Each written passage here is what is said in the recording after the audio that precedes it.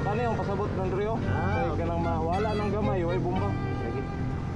Ang kalalaw mo ay magikuan. Okay, di ba? Bari mo kagalaw. Amora ba kalalaw?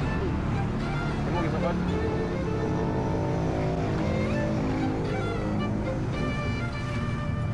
Pwede mo patnan niyo, Mike. So nanapot tayo kamulog build nga XRM underbone dirt bike. So this is a 245cc engine. So ato nang gikuha ng yang head. Yang head is 24-27 nga fixed bike. So atong gikuha ng yang stock nga volume sa chamber. And atong nakuha nga volume is 14cc sa chamber sa head. So dire din sa piston karon. So ato nagisukod ang top niya. And then paano pa na to yung volume para makompute na to ang compression ratio. Okay? Okay. So nakuha na nato ang sa piston nga volume. And nakuha na to is 6cc.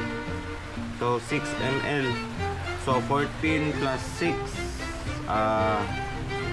20 ml plus gasket. So ang gasket i-solve pa na to.